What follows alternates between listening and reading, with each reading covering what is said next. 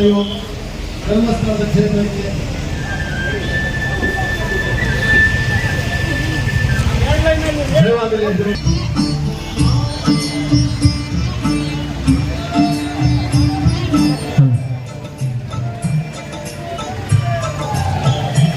ಓಂ ಜಗದಿ ಓಂ ಗೌರಿ ವರಣಿ ಶರಣು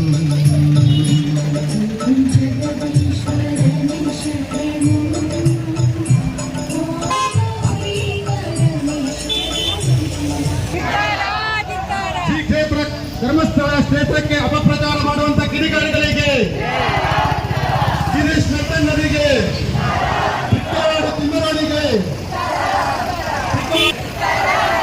ಗಿರೀಶ್ ನಟ್ಟಣ್ಣರಿಗೆ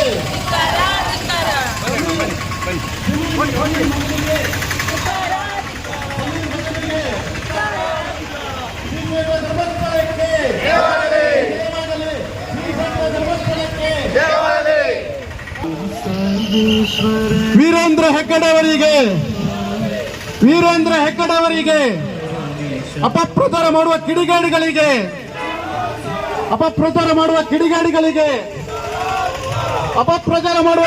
ಹೆಗ್ಗಡೆ ಅವರಿಗೆ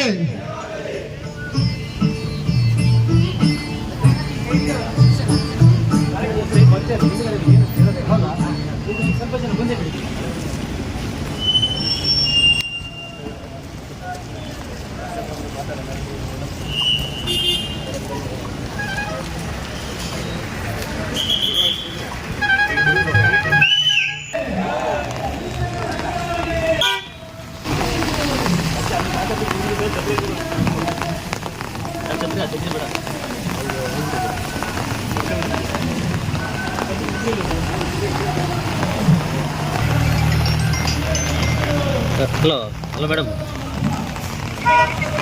ಅದು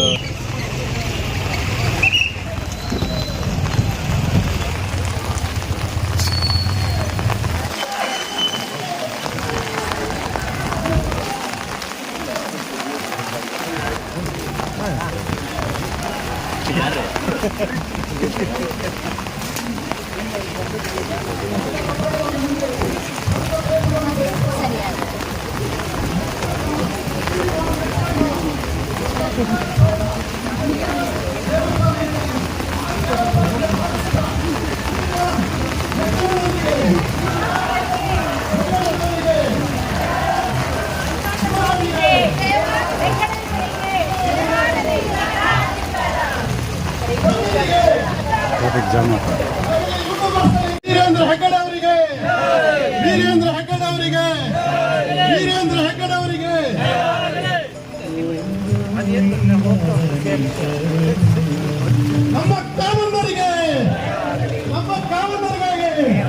ನಮ್ಮ ಕಾಮಣ್ಣರಿಗೆ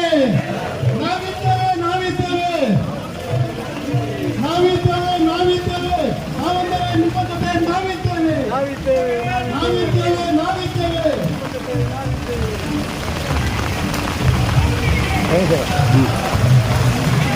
11,000 ಹೆಚ್ಚು ದೇವಸ್ಥಾನಗಳನ್ನು ಅಭಿವೃದ್ಧಿ ಮಾಡಿ ಹೊಸ ದೇವಸ್ಥಾನಗಳನ್ನು ನಿರ್ಮಾಣ ಮಾಡುವಂತ ಹಾಗೂ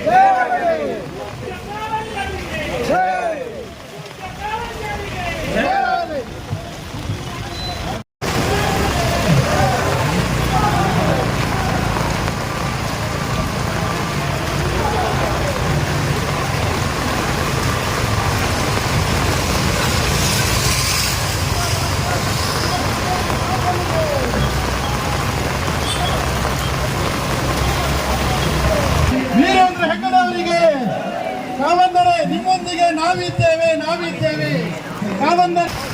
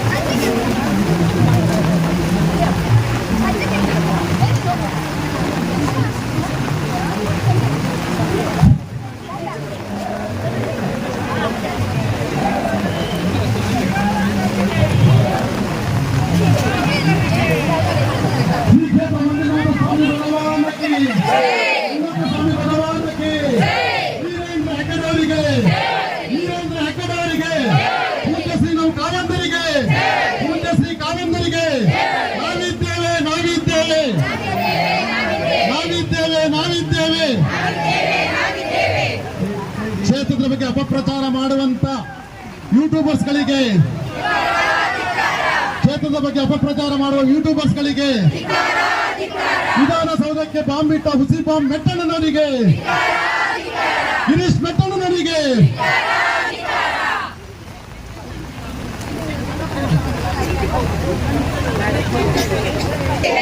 ಶ್ರೀ ಮಂಜುನಾಥ ಸ್ವಾಮಿಗೆ, ಶ್ರೀ ಮಂಜುನಾಥ ಸ್ವಾಮಿಗೆ, ಅಣ್ಣಪ್ಪ ಸ್ವಾಮಿಗೆ, ಅಣ್ಣಪ್ಪ ಸ್ವಾಮಿಗೆ, ವೀರೇಂದ್ರ ಹೆಗ್ಗಡೆ ಅವರಿಗೆ,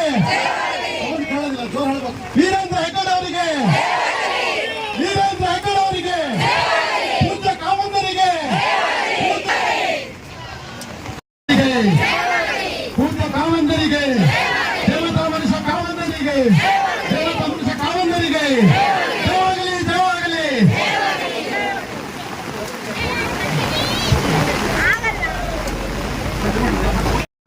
ಮಾಡ್ತಾ ಇದ್ದೀವಿ. ಇವಾಗ ವಿವಿಧ ಪಕ್ಷಗಳ ಮುಖಂಡರು ಇಲ್ಲಿ ವೇದಿಕೆ ಹತ್ರ ಬರಬೇಕು ಅಂತ ವಿನಂತಿಸ್ತಾರೆ. ಬಿಜೆಪಿ ಅಧ್ಯಕ್ಷರು, ಜೆಡಿಎಸ್ ಅಧ್ಯಕ್ಷರು. ಹಲೋ,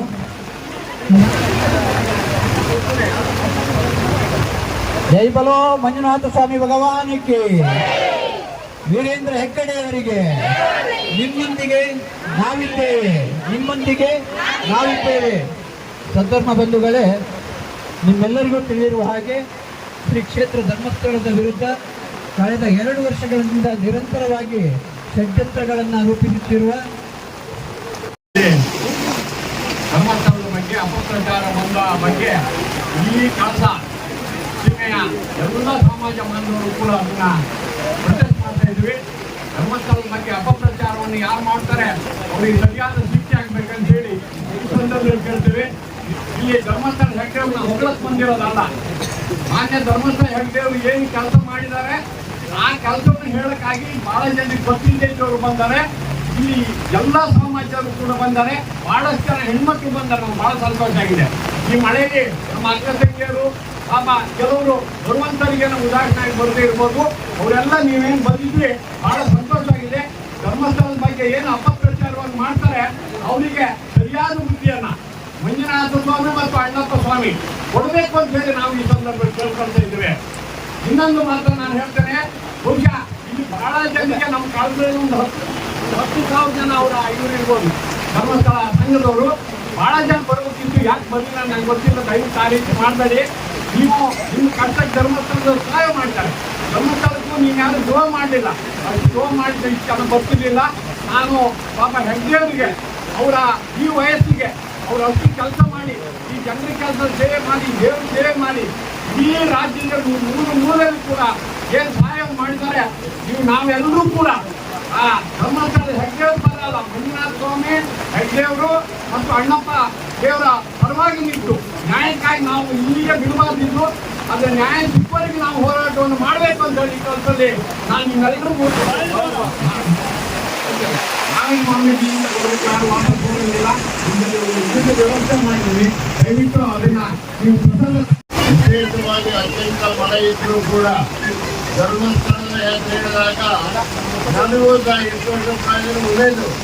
ಧರ್ಮಸ್ಥಳದ ಮರ್ಯಾದೆ ಉಳಿಸಬೇಕು ಅಂತಾದ್ರೆ ನಾನು ಹಿಂದೆ ಒಂದೇ ಅಂಗಡಿಯಿಂದ 7 ಲಕ್ಷ ರೂಪಾಯಿ ಹೇಳಿದ್ದು ರವೀಂದ್ರ ವೀರೇಂದ್ರ ಹೆಗ್ಡೆಯವರ ಆಡಳಿತದವರೆಗೂ ನೋಡ್ಬೋದು.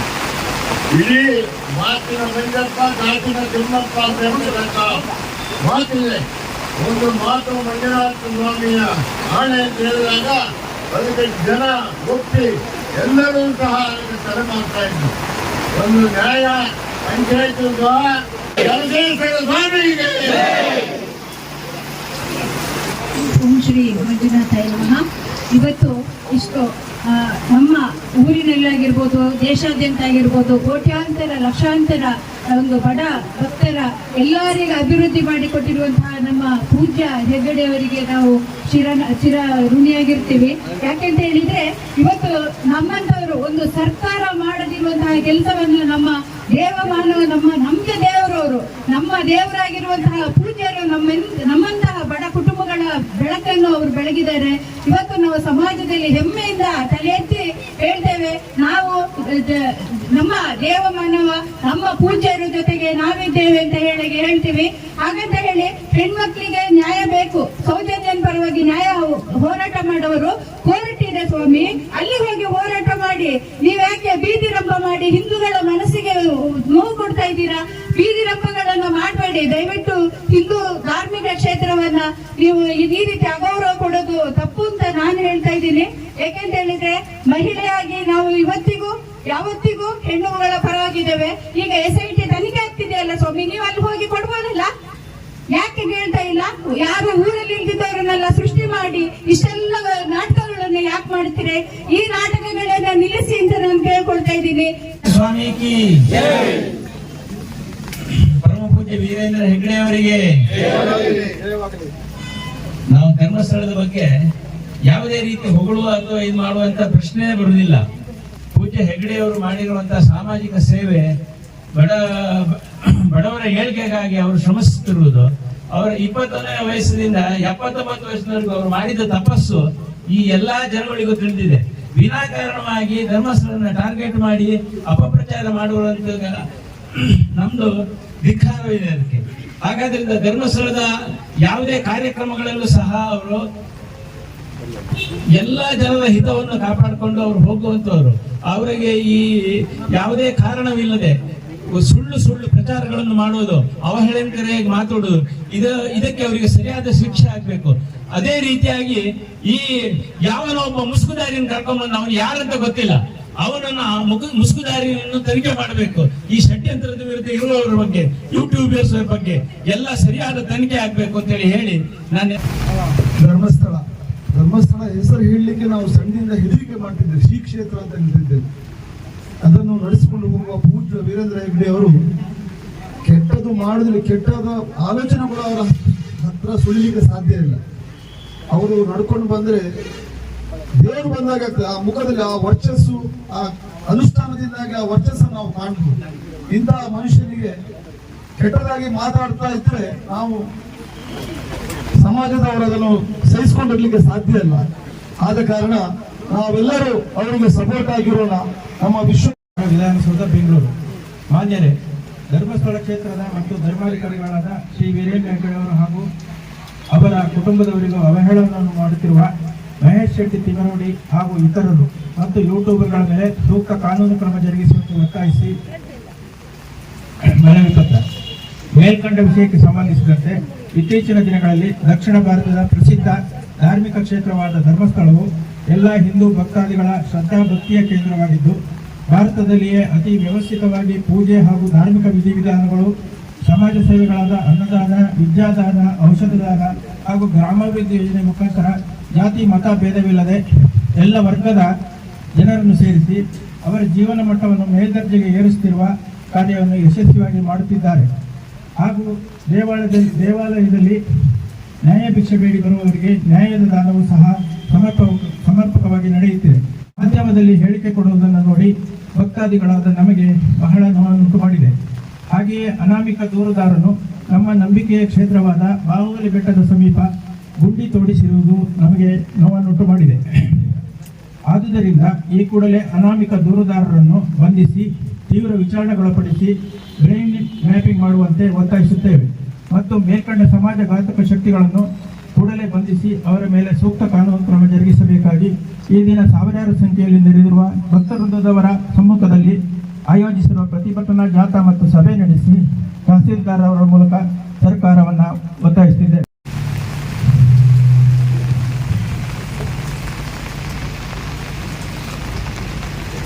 ಏನು ಪ್ರತಿಭಟನೆ ನಡೆದಿದೆ, ನಾವು ಏನು ಸಭೆ ನಡೆಸಿ ಯಾವ ಮನವಿಯನ್ನ ನಮ್ಮ ಮೂಲಕ ಸರ್ಕಾರಕ್ಕೆ ಸಲ್ಲಿಸಬೇಕು ಅಂತ ಎಲ್ಲ ಭಕ್ತಾದಿಗಳು ಕೇಳ್ಕೊಂಡಿದ್ದರು. ಅದನ್ನು ಖಂಡಿತವಾಗಿ ಸರ್ಕಾರಕ್ಕೆ ನಾವು ಇದೇ ರೀತಿಯಲ್ಲಿ ನಿಮ್ಮ ಮನವಿ ಏನಿದೆ ಅದನ್ನೇ ಸಲ್ಲಿಸ್ತೀವಿ ಅಂತ ಒಂದು ನಿಮ್ಮ ಮುಂದೆ ಒಂದು ಮಾತನಾಡ್ತೀವಿ. ಬಂಧುಗಳೇ ಹಾಗೂ ಶ್ರದ್ಧೆಯ ತಾಯಂದಿರೇ, ಮಾತನಾಡುವ ಮಂಜುನಾಥ ಮೌನವಾಗಿದ್ದಾರೆ ಅಂತ ಹೇಳಿದ್ರೆ ಅದು ಅದರ ಹಿಂದೆ ಸಾವಿರ ಅರ್ಥಗಳು ಖಂಡಿತ ಇದೆ. ಮಾತನಾಡುವ ಮಂಜುನಾಥ ಮಾತನಾಡ್ತಾ ಇಲ್ಲ ಅಂತ ಹೇಳ್ಕೊಂಡು ಹೇಳಿದ್ರೆ ಅದರ ಹಿಂದಿನ ಸತ್ಯದ ಅರಿವು ಪ್ರಾಯಶಃ ನಿನ್ನೆಯ ದಿವಸ ಅಂತ್ಯವಾಗಿರ್ತಕ್ಕಂಥ ಏನು ಗುಂಡಿ ಅಗೆಯುವಂತಹ ಕೆಲಸ ಏನಿದೆ, ಆ ಗುಂಡಿ ಅಗೆಯುವಂತಹ ಕೆಲಸದಲ್ಲಿ ಸತ್ಯದ ಅನಾವರಣ ಆಗಿದೆ. ಬಹಳ ಜನ ಬಹಳ ನಿರೀಕ್ಷೆ ಮಾಡಿದ್ರು. ಈ ಗುಂಡಿಯಲ್ಲಿ ಶವದ ಅವಶೇಷಗಳಿರಬಹುದು, ಅಸ್ಥಿಪಂಜರ ಇರಬಹುದು, ಇವೆಲ್ಲವೂ ಸಿಗುತ್ತವೆ ಅಂತ ಬಹಳ ದೊಡ್ಡ ಭ್ರಮ ನಿರಸನ ಆಗಿದೆ ಅಲ್ವಾ? ಕ್ಷೇತ್ರದ ಮೇಲೆ ಆವರಿಸಿದಂತಹ ಒಂದು ಗ್ರಹಣ ನಿನ್ನೆಯ ದಿನ ಸರಿದು ಮತ್ತೆ ಸೂರ್ಯೋದಯ ಆಗ್ತಾ ಇದೆ. ಕೇವಲ ಸೂರ್ಯೋದಯ ಆಗ್ತಾ ಇರ್ತಕ್ಕಂಥದ್ದಷ್ಟೇ ಅಲ್ಲ, ಗ್ರಹಣದ ನಂತರದ ಸೂರ್ಯ ಪ್ರಖರ ಆಗ್ತಾನೆ. ಅದೇ ರೀತಿಯಾಗಿ ಶ್ರೀ ಕ್ಷೇತ್ರವು ಕೂಡ ಮತ್ತೆ ಪುನಃ ಭಕ್ತರ ಮಧ್ಯ ಮತ್ತೊಮ್ಮೆ ಇನ್ನಷ್ಟು ಪ್ರಖರವಾಗಿ, ಇನ್ನಷ್ಟು ನಿಖರವಾಗಿ, ಅಷ್ಟೇ ಅಲ್ಲ ಮತ್ತಷ್ಟು ಸಮಾಜಮುಖಿ ಕೆಲಸವನ್ನ ಮಾಡ್ತಾ ಈ ಕ್ಷೇತ್ರ ಮತ್ತಷ್ಟು ಪ್ರಜ್ವಲವಾಗಿ ಬೆಳೆಯುತ್ತೆ ಎನ್ನುವಂತಹ ವಿಶ್ವಾಸವನ್ನ ಈ ಸಮಾಜ ಖಂಡಿತವಾಗಿಯೂ ಕೂಡ ಇರ್ತಾ ಇದೆ. ಕೂಡ ಹಿಂದೂಗಳು ಅನ್ಯ ಧರ್ಮದ ಬಗ್ಗೆ, ಅನ್ಯ ಗೋವಿನ ಬಗ್ಗೆ ನಾವೇನಾದರೂ ಕೂಡ ಮಾತಾಡಿದೆವ? ನಾವೇನಾದರೂ ಅಪಪ್ರಚಾರ ಮಾಡೋದಕ್ಕೆ ಹೊರಟಿದ್ದೇವ? ಈ ಯೂಟ್ಯೂಬರ್ ಅನ್ನ ಮೊದಲು ಬಂಧಿಸಿ ಅವನ ಮೇಲೆ FIR ಹಾಕಿ ಕಾನೂನಿನ ತನಿಖೆಯನ್ನು ಮಾಡಬೇಕು ಅಂತ ಹೇಳುವಂತ ಆಗ್ರಹವನ್ನು ಕೂಡ ಈ ಸಭೆಯ ಮೂಲಕ ನಾವು ಕಳಸದ ಸಮಸ್ತ ಜನತೆ ಆಗ್ರಹವನ್ನು ಮಾಡ್ತಾ ಇದ್ದಾರೆ ಹಾಗೂ ಒತ್ತಾಯವನ್ನು ಕೂಡ ಈ ಸರ್ಕಾರವನ್ನು ಮಾಡ್ತಾ ಇದೆ. ನೆಲವೀಡಾದಂತಹ ಧರ್ಮಸ್ಥಳದಲ್ಲಿ ಅಧರ್ಮ ನಡೀತಾ ಇದೆ. ಯಾರಿಂದ? ಏನು ಕ್ಷೇತ್ರದ ಬಗ್ಗೆ ಅಪಪ್ರಚಾರ ನಡೆಸ್ತಕ್ಕಂಥದ್ದು ಹಾಗೂ ಸಾಕ್ಷಾತ್ ಮಂಜುನಾಥ ಸ್ವಾಮಿಯ ಏನು ಕ್ಷೇತ್ರದ ಮುಖ್ಯಸ್ಥರಾದಂತ ಹೆಗ್ಗಡೆಯವರು, ಪೂಜ್ಯ ಹೆಗ್ಗಡೆಯವರ ಬಗ್ಗೆ ಕೀಳು ಅಭಿರುಚಿಯ ವ್ಯಕ್ತಿಗಳು ರಸ್ತೆಯಲ್ಲಿ ಹಾಗೂ ಸಾಮಾಜಿಕ ಮಾಧ್ಯಮಗಳಲ್ಲಿ ಕೆಟ್ಟ ಅಭಿಪ್ರಾಯನ ಹಂಚತಕ್ಕಂಥದ್ದು. ಒಂದು ಕಾಲದಲ್ಲಿ ನಮ್ಮ ಹಿರಿಯರೆಲ್ಲ ಕ್ಷೇತ್ರದ ಬಗ್ಗೆ, ಆ ಕ್ಷೇತ್ರದ ಹೆಸರು ಹೇಳೋದಕ್ಕೆ ಭಯಪಡ್ತಕ್ಕಂಥ ಒಂದು ಕ್ಷೇತ್ರ. ಇಂದಿಗೂ ಸಹ ಧರ್ಮನ ಆ ಒಂದು ಕ್ಷೇತ್ರ ನಂಬಿದವರು ಕ್ಷೇತ್ರದ ಹೆಸರನ್ನು ಹೇಳೋದಕ್ಕೆ ನಾವು ಭಯಪಡುವಂತ ಒಂದು ಸ್ಥಿತಿಯಲ್ಲಿರುವಂತವ್ರು. ಯಾಕೆ ಮಾಡೋಣ ಕ್ಷೇತ್ರದ್ದು? ಯಾಕೆಂದ್ರೆ ಧಾರವಾಡದಿಂದ ಹಿಡಿದು ದಕ್ಷಿಣ ಕನ್ನಡ ಉಜಿರೆವರೆಗೆ ಎಲ್ಲಾ ಕಡೆನೂ ಒಂದು ಕ್ಷೇತ್ರಕ್ಕೆ ಅವರು ಕೊಟ್ಟ ಕಾಣಿಕೆಯಲ್ಲಿ ಯೋಚನೆ ಮಾಡುದು. ಎಷ್ಟು ಜನ ವೈದ್ಯರಾಗಿದ್ದಾರೆ, ಆ ಸಿದ್ದವನ ಗುರುಕುಲದಲ್ಲಿ ಓದ್ಕೊಂಡಂತ ಎಷ್ಟು ಬಡವರು ನಮ್ಮ ಭಾಗದಲ್ಲಿದ್ದಾರೆ. ಅವರು ಸಹಿತ ಧರ್ಮಸ್ಥಳ ಕ್ಷೇತ್ರದ ಬಗ್ಗೆ ತಪ್ಪಾಗಿದೆ ಅಂತ ಹೇಳಿ ಅವ್ರನ್ನ ನಿಂದನೆ ಮಾಡ್ತಕ್ಕಂಥ ತಪ್ಪು ಅಂತ ಹೇಳ್ತಾ ಇಲ್ವಲ್ಲ ಬುದ್ಧಿಜೀವಿಗಳಾದವರು ಸಹಿತ. ಅದು ಕೆಲವೊಂದು ಬೇಸರದ ಸಂಗತಿ ಆಗ್ತಾ ಇದೆ. ನಾವು ಉಳಿದ ನೋಡ್ತಿರ್ತಾರೆ ಮನೆಯಲ್ಲಿ, ಸೋಷಿಯಲ್ ಮೀಡಿಯಾದಲ್ಲಿ ಟಿವಿಲಿ ಹಾಕಿ ನೋಡೋದು. ಇದಲ್ಲ. ನಾವು ಅವ್ರ ಜೊತೆ ಇದ್ದೇವೆ ತೋರಿಸ್ಬೇಕು. ನಾವು ನಮ್ಮ ಗೆಳೆಯರು ಎಲ್ಲರೂ ಸಹಿತ ನಾವು ಒಟ್ಟಾಗಿ ಹೋಗೋಣ, ಅವರಿಗೆ ನೈತಿಕ ಬಲ ತುಂಬೋಣ. ಇಂತಹ ಚಟುವಟಿಕೆಗಳು ಮುಂದಿನ ದಿನಗಳ ಇದನ್ನ ಇನ್ನೊಂದು ವಾರದಲ್ಲಿ ಅಥವಾ ಒಂದು 10 ದಿವಸದಲ್ಲಿ ಈ ಒಂದು ಏನು ಅವ್ರಿಗೆ ಹೆಣ ತೆಗೆಯೋದು ಹುಗಿಯೋದು ಹೀಗೆ ಏನೇನೋ ಕಾರ್ಯಕ್ರಮಗಳು ನಡೆಸ್ತಾ ಇದ್ದಾರಲ್ಲ, ಇದನ್ನ ಮುಗಿಸ್ತಾ ಇದ್ರೆ ನಾವು ಜನಾಕ್ರೋಶ ಸಭೆಯನ್ನು ಮಾಡಬೇಕಾಗ್ತದೆ. ಜನರ ಆಕ್ರೋಶ ನಾವು ಹೊರಗೆ ಹಾಕುವಂತ ಒಂದು ಕೆಲಸ ಮಾಡಬೇಕಾಗತ್ತೆ ಅಂತ ಹೇಳ್ತಾ, ನಿಮ್ಮೆಲ್ಲರ ಜೊತೆಗೆ ನಾವಿದ್ದೀವಿ ಈ ಸಂದರ್ಭದಲ್ಲಿ ಹೇಳ್ತಾ ಈ ಒಂದು ಸ್ವಾಮಿಗೆ ಜಯವಾಗಲಿ ಮತ್ತು ಕ್ಷೇತ್ರಕ್ಕೆ ಜಯವಾಗಲಿ, ಪೂಜ್ಯ ಕಾವಂದಿರಿಗೂ ಜಯವಾಗಲಿ. ನಿಮ್ಮನ್ನೆಲ್ಲರಿಗೂ ನಾವೆಲ್ಲ ನಿಮ್ಮ ಜೊತೆಯಲ್ಲಿ ಇದ್ದೇವೆ. ಈ ಅವಹೇಳನಕಾರಿ ಇದು ಕ್ಷೇತ್ರಕ್ಕೆ ಮಾತ್ರ ಅಲ್ಲ, ಪೂಜ್ಯರಿಗೆ ಮಾತ್ರ ಅಲ್ಲ, ನಮ್ಮ ಊರಿಗೆ ನಮ್ಮ ಮನೆಗೂ ಬಂದು ಒದಗಿದಂತಹ ಇದೊಂದು ಕಠೋರವಾದ ನಿಗೂಢವಾದ ಆಗಿದೆ. ಅದನ್ನು ನಾವೆಲ್ಲರೂ ಮೆಟ್ಟಿ ನಿಂತು ನಮ್ಮ ರಾಜ್ಯದಾದ್ಯಂತ ಎಲ್ಲ ಜಾತಿ ಮತ ಭೇದ ಎನ್ನದೆ ಎಲ್ಲರೂ ಒಟ್ಟಾಗಿ ಇದನ್ನು ಧಿಕ್ಕಾರದ ಮೂಲಕ ಒದ್ದಾಡಿಸಿ, ಅವರು ಹೇಳ್ತಾರೆ ಈಗ ಅಲ್ಲಿ ಇಲ್ಲಿ ಅಂತ ಹೇಳಿ ಗುಂಡಿ ತೆಗೆದು ನೀರು ಬರುವವರೆಗೂ ಗುಂಡಿ ತೆಗೆದಿದ್ದಾರೆ, ಅದನ್ನು ಎಲ್ಲರೂ ಸೇರಿ ಅದನ್ನು ಇಲ್ಲಿಗೆ ಸ್ಟಾಪ್ ಮಾಡಿ, ಅವರು ಹೇಳ್ತಾರೆ ಗರ್ಭಗುಡಿಯಲ್ಲೂ ಇದೆ ಅಲ್ಲಿ ಹೋಗೋಣ ಅಂತ ಹೇಳಿ, ಅದಕ್ಕೆ ಯಾರು ಅದಕ್ಕೆ ಹೊಣೆ? ನಾವು ನಿಜವಾಗ್ಲೂ ಹೇಳ್ತೀವಿ, ನಮ್ಮ ಜೀವ ಹೋದ್ರೂ ಪರವಾಗಿಲ್ಲ, ಅದಕ್ಕಂತೂ ನಾವು ಹಣೆ ಮಾಡಿಕೊಳ್ಳುವುದಿಲ್ಲ. ನಾವಂದರೆ ನಿಮ್ಮ ಜೊತೆಯಲ್ಲಿ ನಾವಿದ್ದೇವೆ ಎನ್ನುವ ಮಾತನ್ನು ನಿಮ್ಮ ಮುಂದೆ ಹೇಳುತ್ತಾ, ಎಲ್ಲರಿಗೂ ಜಯವಾಗಲಿ, ಪೂಜ್ಯ ಗಾವಂದರಿಗೆ ಜಯವಾಗಲಿ, ಮಾತು ಶ್ರೀರಾಮನವರೇ ನಿಮ್ಮ ಕುಟುಂಬಕ್ಕೆ ಜಯವಾಗಲಿ ಎಂದು ಹೇಳುತ್ತಾ ನನ್ನ ಮಾತನ್ನು ಮುಗಿಸಿ. ಕ್ಷೇತ್ರದ ಪರವಾಗಿ ನಾವಿದ್ದೇವೆ ಎಂದು ದಯವಿಟ್ಟು ಬಂದಂತೆ ಎಲ್ಲ ಸಚಿವರು ಬಂದಿದ್ದಾರೆ. ಈಗಾಗಲೇ ಯಾಕಂದ್ರೆ ನಾವು ವಿಶೇಷವಾಗಿ ಕ್ಷೇತ್ರದ ಬಗ್ಗೆ ಮಾತಾಡುವಷ್ಟು ದೊಡ್ಡ ಜನರು ನಾವು ಯಾರು ಇಲ್ಲಿದ್ದವರಲ್ಲ. ಯಾಕಂದ್ರೆ ಕ್ಷೇತ್ರ ಅಂದ್ರೆ ಏನು, ಕಾವಂದ್ರ ಅಂದ್ರೆ ಏನು, ನಡೆದ ಬಗ್ಗೆ ಹಾದಿ ಬಗ್ಗೆ ಎಲ್ಲರೂ ತಿಳ್ಕೊಂಡಿದ್ದೀವಿ.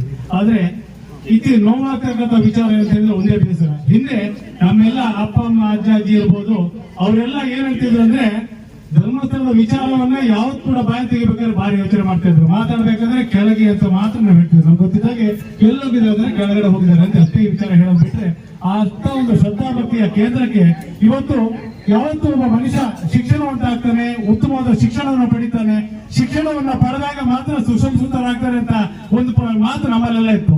ಆದ್ರೆ ಇವತ್ತು ನೋಡ್ಬೇಕಾದ್ರೆ ಯಾರು ವಿದ್ಯಾವಂತರಾಗ್ತಿದ್ದಾರೆ, ವಿದ್ಯಾವನ್ನ ಹೆಚ್ಚಾಗಿ ಕಲಿತಿದ್ದಾರೆ, ಇಲ್ಲಿ ನಿಜವಾಗ್ಲೂ ದೃಢದಿಂದ ಸ್ವಾಗತ ಮಾಡ್ತಾ ಇದ್ದೀನಿ ಅಂತ.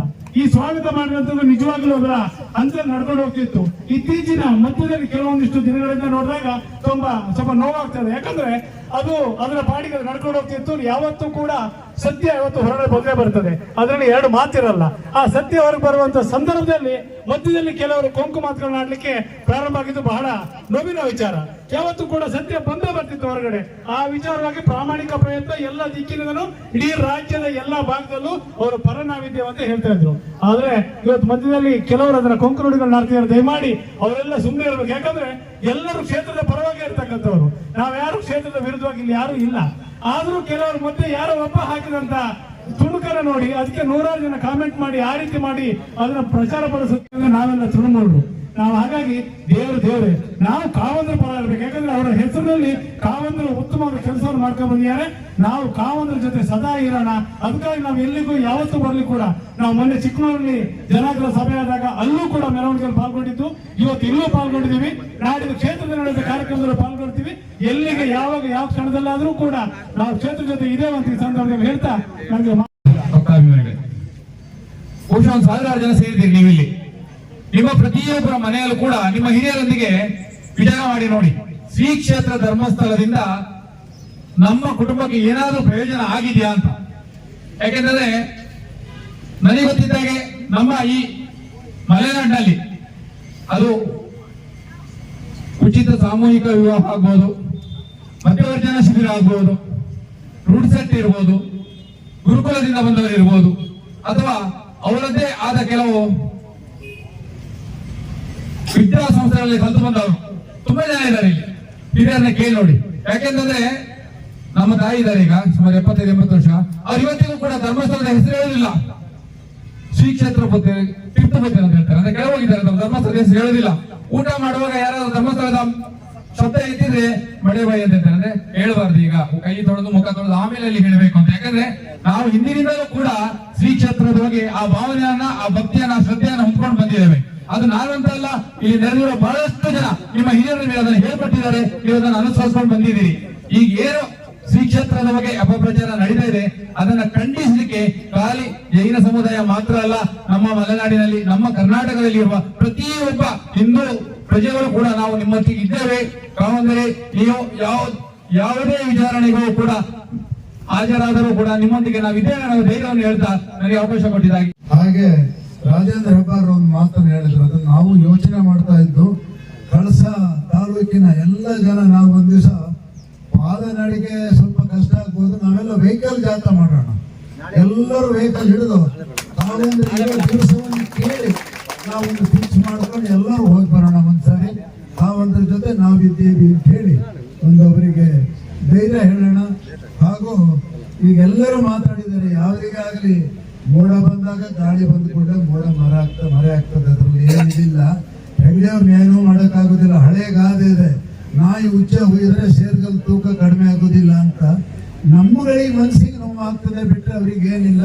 ಇದ್ರ ಬಗ್ಗೆ ನಾವ್ಯಾರು ಚಿಂತನೆ ಮಾಡೋದು ಬೇಡ. ಏನು ಮಹಾಭಾರತ ನಡೆದಾಗಲೂ ಕೂಡ ಕೃಷ್ಣ ದೇವರೇ ಇದ್ದ, ಅಲ್ಲಿಯೂ ವಿರೋಧಿಗಳಿದ್ರು. ರಾಮಾಯಣದಲ್ಲಿ ರಾಮ ದೇವರೇ ಇದ್ದ, ರಾವಣ ಅಲ್ಲೂ ಇದ್ದ. ಎಲ್ಲಾ ಕಡೆ ಒಳ್ಳೆಯವರಿದ್ದಲ್ಲಿ ಕೆಟ್ಟವರು ಇದ್ದೇ ಇರ್ತಾರೆ, ಅದಕ್ಕೇನು ಮಾಡೋಕ್ಕಾಗೋದಿಲ್ಲ. ಕೆಟ್ಟವರ ಪ್ರಭಾವವನ್ನ ಜಾಸ್ತಿ ಆಗದೆ ರೀತಿ ತಡೆಯುವಂತ ಶಕ್ತಿನ ಆ ಭಗವಂತ ಹೆಗ್ಡೆಯವರಿಗೂ ಕೊಡ್ಲಿ, ನಮಗೆಲ್ಲ ಕೊಡ್ಲಿ. ಅವ್ರೇನಾದ್ರು ಮುಂದುವರೆದ್ರೆ ನಾವೆಲ್ಲ ಒಂದು ಸಾರಿ ಧರ್ಮಸ್ಥಳಕ್ಕೆ ಹೋಗೋಣ, ಹೆಗ್ಡೆಯವ್ರ ಜೊತೆ ಮಾತಾಡಿ ಅವರಿಗೆ ಧೈರ್ಯ ಕೊಟ್ಟು ಬರೋಣ. ಹೆಗ್ಡೆಯರು ಇರೋ ದಿವಸವನ್ನು ನೋಡಿ ನಾನು ತಮಗೆಲ್ಲ ತಿಳಿಸ್ತೀನಿ, ತಾವೆಲ್ಲರ ತಮ್ಮ ತಮ್ಮ ವಾಹನದಲ್ಲಿ ಒಂದು ಹೋಗಿ ಬರೋಣ.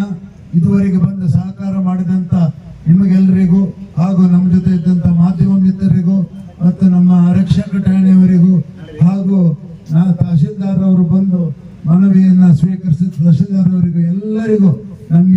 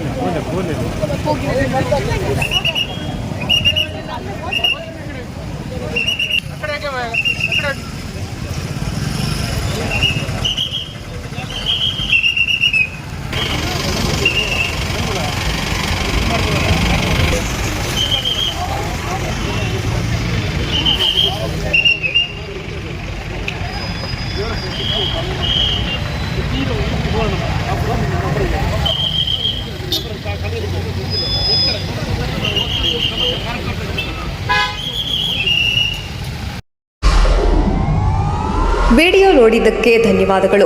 ಮುಂದಿನ ವಿಡಿಯೋದಲ್ಲಿ ಸಿಗೋಣ. ಕ್ಷಣ ಕ್ಷಣದ ಸುದ್ದಿಗಾಗಿ ವೀಕ್ಷಿಸಿ ನ್ಯೂಸ್ ಕರ್ನಾಟಕ, ಸದಾ ನಿಮ್ಮ ಜೊತೆ.